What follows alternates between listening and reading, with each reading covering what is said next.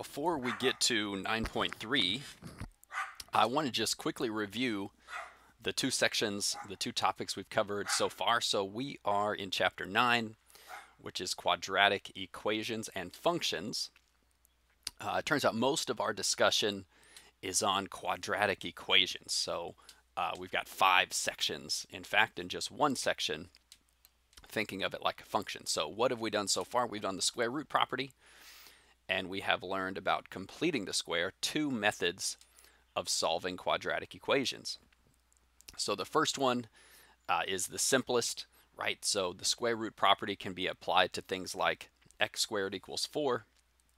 And the idea is that if you've got a square equal to a number, well, you can take the square root of both sides and you can get answers. Actually, there'll be 2 answers, because when you take the square root of, say, the 4, you would have a plus or minus in front. I won't go through all that because that was in those sections. Then we learned, it doesn't just have to be x squared equals a number. Maybe there's an entire quantity being squared. Maybe x plus 1 quantity squared equals 25. Well, still we want to cancel out the square, so we could take the square root of both sides, right? We could take the square root of the 25. Of course, we need the plus or minus in front. Again, I'm not writing it all out because we did this in that section. But even in a case like this, we can end up with 2 answers. Certainly, you might have square roots in your final answer because they don't fully simplify or reduce, or you might have imaginary numbers if you have some square roots of negatives. Also, they might not start off quite this simple, right? You might have to isolate the x squared. You might have to do a couple algebra steps to get to here or here in the first place. But essentially, that's the square root property. Then we learned about completing the square. And this method was much more difficult. It turns out that we're going to make a huge breakthrough in a moment in 9.3. And completing the square is like the key to unlocking this really cool breakthrough in this formula that we're going to learn. But the idea there in completing the square, and again, we did several examples and they got harder and harder each time. The idea was, can we now involve a term that has just an x, right? So here we have the square. What if we've got something like x squared plus 2x, say, equals 24? And let's actually walk through this one, because maybe it's been a little time since you saw that video. Just a good recap. We'd say, okay, you know what? It'd be really great if we were to add something here. And we want to add something that will complete the square. We're going to complete the square on the left side. How do we know what to add?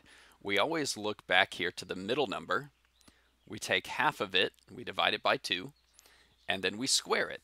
So what happens when you take 2 divided by 2 and then square? Well, that'd be 1 squared, so that's just 1. So we're going to add 1. Okay. Hey, if I just up and add 1 to the left side, I have to balance that out on the right side. I have to add the same thing to keep it all equal. Okay, so that's kind of that's the completing the square, but now what good is that? So we're going to factor this, and we talked all about it in that section, but this is how this one would factor, x plus 1 squared. And hey, 24 plus 1, let's go ahead and simplify that. Right. And I get to the same place that I was back here. So it turns out completing the square takes something that we can't do anything with at first, and we end up doing this clever, this clever working to rewrite it so that it can be factored, and then we could proceed by taking the square root of both sides, keeping in mind you have a plus or minus here and all that. Okay, so what is 9.3? 9.3 is the quadratic formula. And it's pretty well known. Likely you've heard this before, but if not, hey, here it is. Let's start with the most difficult case. This is the full quadratic equation, we say. Ax squared plus bx plus c, and we say that it's equal to 0. So we always pull all the terms over here on the left. Of course, a, b, and c could be any numbers, right? Positive or negative. It turns out that if you've got ax squared plus bx plus c equals 0, then x is equal to negative b plus or minus the square root of b squared minus 4ac, all divided by 2a. So I can simply take those values of a, b, and c, plug them into this formula, simplify it, and I'll have my answers for x. You notice that it involves a plus or minus, so there are 2 answers for x every time, and we would expect that. That's what we've been getting, right? So there you go. Now, where does this formula come from? And before we get to examples, I want to spend just a moment talking about just what this formula is. I mean, it's we oftentimes learn things for the first time without the ability, you know, to understand where they came from. That math is beyond us, but in this case, it's not. We can follow exactly where this new formula came from, and a lot of times when you see where a new formula came from, that helps it to make sense in your mind, and it makes it easier to use, makes it easier to remember even. Okay, so let's go through it. I'm going to ask why, and I'm just going to start with this. So I'm going to write out, we're going to prove that formula right there. So we're going to start off from the beginning. Ax squared plus bx plus c equals 0. And here's what's so important, what's so big about completing the square. We're going to complete the square here for any numbers a, b, and c. And if we do that and we work through it all, this thing's gonna pop out in the end. It's really, really cool. I'm guessing a lot of people probably have not seen this. Maybe some of you have, but probably, in my experience, most students haven't. So let's check it out. Let's complete the square on ax squared plus bx plus c equals 0. Okay, so what's the first step? We need to get this plus c to the other side. We need to subtract c from both sides to land us here. Okay, so I've got my x squared term and I've got my x term, and it's equal to a number. Okay. Then you may notice, hey, can we complete the square on this? Actually, not yet. And the reason is there's a coefficient in front of the x squared. I've got that a. And this is the hardest level completing the square examples, when you've got a number in front there. We had one at the very end of the 9.2 examples. When you've got a number in front of x squared, that can't be part of your thinking when you complete this square, so we need to divide each term by a. And I'm going to write it like this. So the ax squared divided by a, well, the a cancels. Then I've got b over a, x equals negative c over a. Okay, everything got divided by a. Now it's ready. Now I can complete the square on this.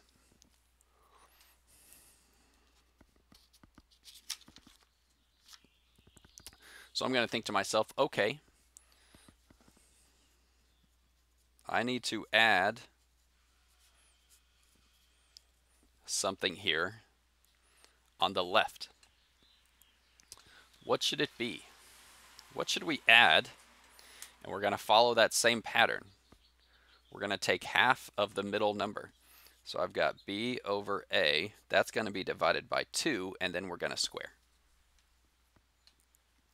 Okay, so it turns out, and I hope I don't lose you here, but this is going to be b over 2a. Because I could think of this as 2 over 1, and then I could flip that to be 1 over 2 and multiply. So b times 1, a times 2. Then if I square, I just square each of the parts, b squared, 4, and a squared. And that's what I'm going to add on there to the left. And you're like, oh my gosh, wow, that's crazy. This is probably just figuring out what to add on oftentimes is the most difficult part, especially when you've got all these fractions involved. No question. But here it is, b squared over 4a squared. We'll go right there. Oh, looks like in my notes, I kept it before the square. I'm going to rewrite that though. I like it this way, b squared over 4a squared, b squared over 4a squared. My apologies for that. Okay, so I've added it here on the left, but we need to balance the equations. We need to add it on the right side as well.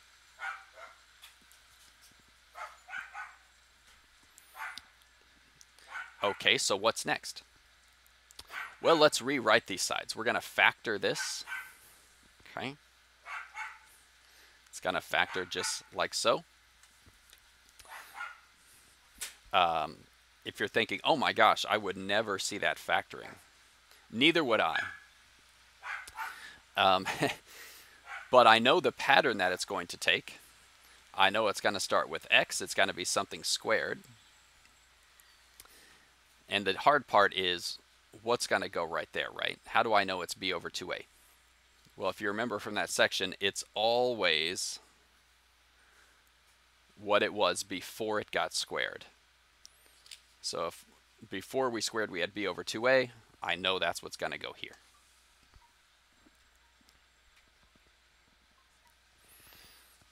So I'm just following the same pattern that I was doing when it was a number. Okay, so then I've just kind of copied over here on the right side. I haven't done much with that.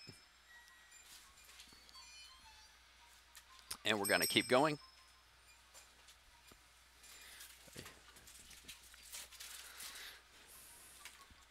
So here on the left, I'm keeping that the same. I'm going to find a common denominator on the right side. So let's see, what would this common denominator be? Well, if I've got an a here and a 4a squared, my common denominator will be 4a squared. So I can multiply, I can leave this one as it is and multiply this by 4a. So let's see, 4a times a gives me the 4a squared there. And 4a times my numerator, negative 4ac. Again, what did I do?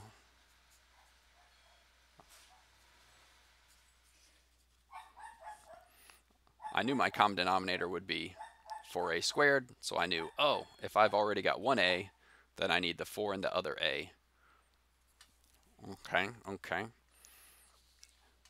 Pretty challenging when you've got all these variables going around, right? Now that I've got my common denominator, I'm going to go ahead and combine these. So combining them, my denominator is 4a squared, and my numerator would be negative 4ac plus b squared. But instead of writing negative 4ac plus b squared, I'm going to reverse it. I'm going to say b squared minus 4ac, like that. And you can start to see that formula, which was way back here. We can start to see it coming into place. We've got the b squared minus 4ac, right? Okay. So far, so good. All right, now that I've simplified this right side, I've got my quantity squared here. I'm going to square root both sides. So the square root here will cancel the square. And here I've got the big square root around everything. We'll note we need the plus or minus in front. Okay.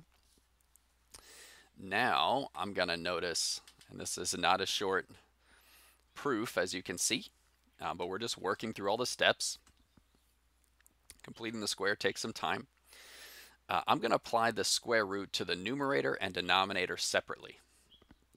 So I'm just going to put it on the numerator. But I notice, hey, the denominator, I can take the square root of 4, square root of a squared.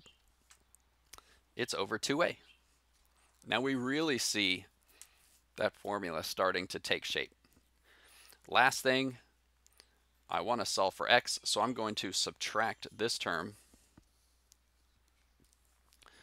over onto the right side. If I subtract, then I notice I've got negative b over 2a plus or minus all the rest of this.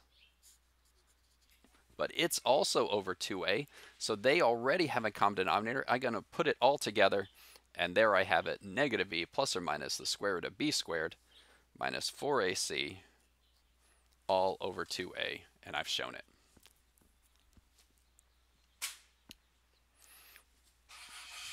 Okay, I know that took some time.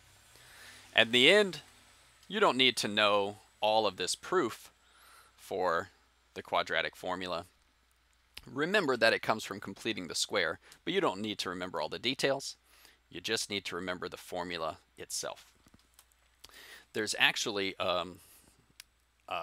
like a limerick, kind of like a song that we can sing this formula. It goes to the same tune as Pop Goes the Weasel, which is, I think, the same tune as Twinkle Twinkle Little Star and the alphabet song and all that. So I'll sing it here one time for you.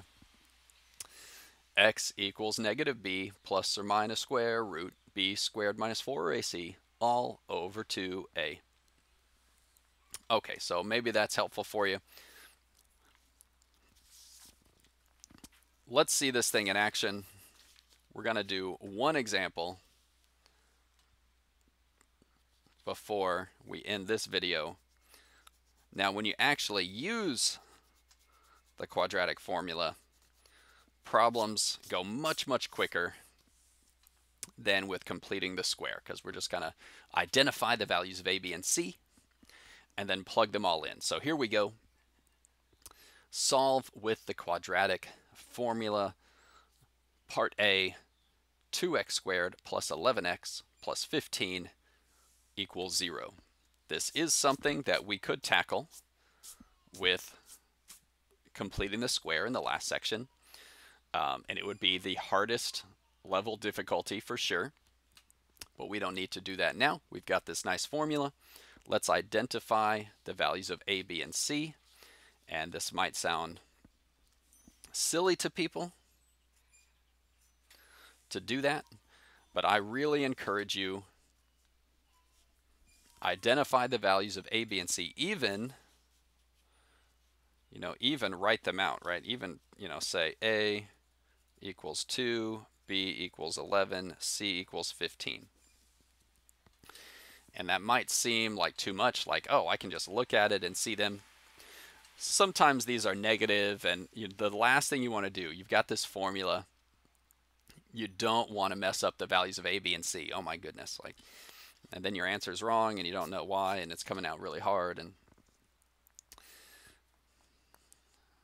write those out. Take your time. Okay, once we have the values of a, b, and c, then we're going to plug them in, and it would probably be better if we were in class together and we could, kind of think through this one piece at a time, and practice using that formula, but that's not the case. So here we are. We've got x equals negative b, negative 11, plus or minus big square root. Take that same b squared minus 4 times our a times our c, and the whole thing gets divided by 2 times a. X equals negative b plus or minus square root b squared minus 4ac all over 2a. All right, and now all we got to do is clean this up as best we can, and we'll have our answers. What I recommend is to begin with what's underneath the square root. So grab a calculator. Do that whole thing, 11 squared minus 4 times 2 times 15. I'm going to grab my calculator.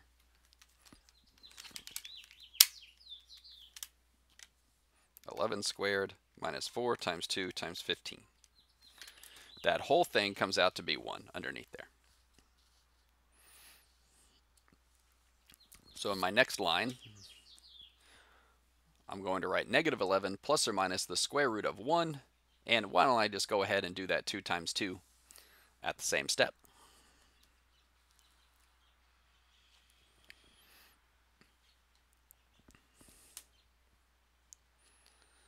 And okay, now let's think about what's that square root of 1? Well, the square root of 1 is 1. Oftentimes people get tripped up with the simplest examples, but 1 times 1 gives you 1. 1 squared is 1.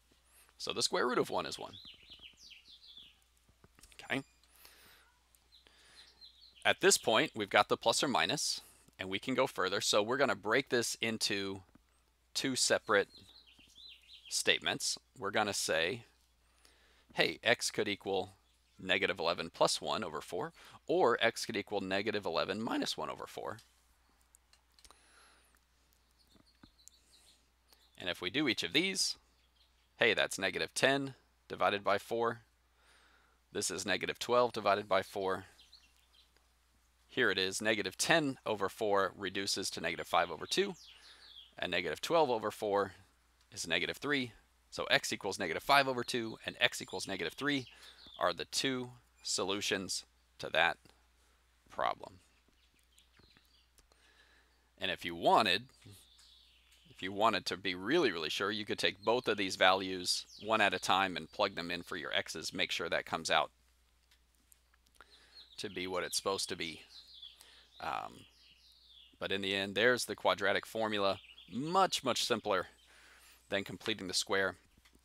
So just to give you an idea, everything that we do from now on, all 3 of these techniques are available to us. If we can solve by the square root property, if that's just right there for us, we can do that. We can use the quadratic formula. If you really want, I suppose you can complete the square, but I find most people like to apply the quadratic formula, as most situations are going to feel something like this one, and quadratic formula is going to be really, really fast, and less chance for errors for sure. So that's really good news. Of course, you're still going to be tested on completing the square. You know, we need to know our roots. But from this section and in future sections, quadratic formula is going to be the go-to. Okay, let's stop this video here. I'll see you for more examples in a moment.